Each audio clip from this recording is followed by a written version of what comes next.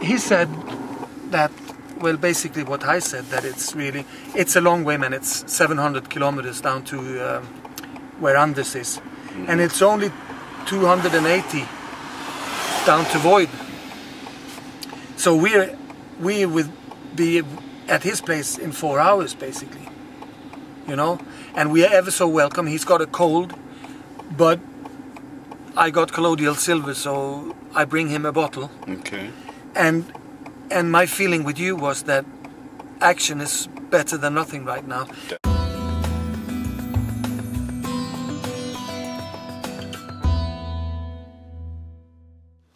So this is our product, our brand, Ionosil, that we've sold for close to 10 years as a food supplement, up until the 1st of January now, 2010. And basically what the product is composed of is pure water, and then it's silver, pure silver. It's 99.9% pure silver. And this product is approximately 80% ionic and 20% with silver particles in it. Okay. Nowadays we sell it and market it as a water disinfectant. And the way that you use this to disinfect water is you take 2 teaspoons per liter of water that you want to disinfect. And you shake it a little bit, and then you stand it aside for about 10-15 minutes to let the silver ions do their work. And it will kill all the bacteria, the fungus, and the virus in the product. Okay. And we've seen that even virus is actually killed by the product. And we've done a recent study on MS2 virus, showing that it actually kills virus, because a lot of people are not really familiar with the fact that colloidal silver can kill virus. Okay.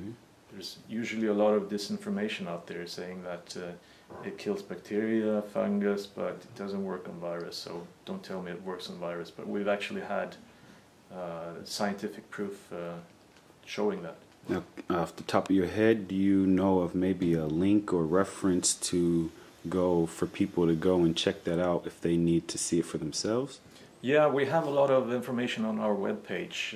Unfortunately, since we're a Swedish company, It's in Swedish. specializing in selling the product in the Scandinavian countries, all our information is in Swedish right now. But we'll see about that if we can change it and get some more English information up as well. If you look at countries where they have a lot of problems with bacteria and vegetables, for example, I'd say Mexico is a very good example. Yeah. They have a form of colloidal silver that you can buy in the supermarket there. Okay. That is very often used to disinfect vegetables to avoid food poisoning. A researcher called Robert O. Becker in the United States, who was doing his research during the 1980s. Unfortunately, Robert passed away a year ago or something like that. But when he was active, he managed to see that silver ions actually create stem cells in wounds. So what happens when you use either the colloidal silver we're selling or this product is that the silver actually helps the wound to heal. He also saw that it went about 50% faster to heal. So the healing went faster, and it also created stem cells so that you wouldn't have any scar tissue in the end.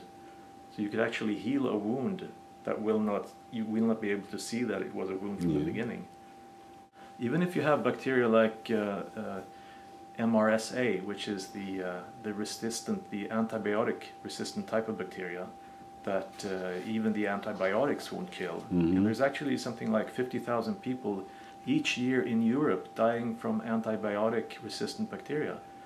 Our product, Ionosil, has in tests shown that it will kill that bacteria in 4 to 8 minutes. It's also available here, so it will have a positive impact on a wound, you know, so that you won't have it infected with something that even the antibiotics can't kill. Okay. So excuse me for interrupting, but you're really saying in reality that your product in the market used for this specific group of people would save 50,000 lives every year in Europe? Maybe you wouldn't save everybody, but I'd say you can save a great portion of those lives, yeah. Thank you. But unfortunately it's big business, and big business are the sellers of antibiotics. But like I've mentioned a little bit, there are research going on into showing how good silver is. The whole silver situation, trying to make people believe that silver in this way can create resistant bacteria that even the antibiotics will kill. But I've got news for you, it's the other way around. There are so many studies coming out right now showing that if you have problem with an antibiotic resistant bacteria, use a silver product and it will kill it. And that's what we have to use. We have to use that advantage right now to use the silver products in between the fact that we have to maybe put some more research into finding newer and newer products on the line, you know, in the future. But right now it's silver that we have to use. We have to take advantage of the fact that silver in this form kills everything that the antibiotics can't do. Well, I guess my next question, and probably everybody else that is watching the video, would be how would you know what you're talking about? How I would know what I'm talking about? I've got 10 years experience from producing this product. Okay. I've lived with it day and night. This is my baby. I do all the research. We've done studies on the product, and there's a lot of old information around. So I have a varied background, all the way from being a computer specialist into programming, electronics. So I've designed all the production machinery around this system that is producing the product. If you look at all the data saying that you can take 10 grams of this product during a lifetime without having the inclination of a chance of getting blue. Okay. 10 grams. That's a lot when it comes to one of these products, because 100 liters of this product equals 1 gram. So 10 grams, that's 1,000 liters. I haven't consumed 1,000 liters of this product yet. Okay. I don't know how many 100 liters of what I've consumed so far, but it's definitely not 10 grams. And I should add as well, when we're looking at the safety data from WHO, EPA, that is, they are thinking that everything that you are consuming is staying in the body. And that's not true when it comes to a colloidal silver of the magnitude that this is. It is so small particles, and 80% is ions, which is 1/4 of a nanometer in size. So it's 1/4 of a nanometer in size, and it's too small to get stuck in the cell membranes. Silver chloride, which is so much larger particles, which Paul Carrison ingested, that is what can get stuck inside your body. But silver nanoparticles, between 1 and 50 nanometers that our product has been tested for, and silver ions, it goes into the body. It is collected by the metallothioneins, which is a special protein that goes in and encapsulates the ions, and then it goes into the body. It is used by the body for maybe a day or two, and then it's actually excreted. Okay. So it goes out with the feces and the urine. So there's actually a guy called Roger Altman who did a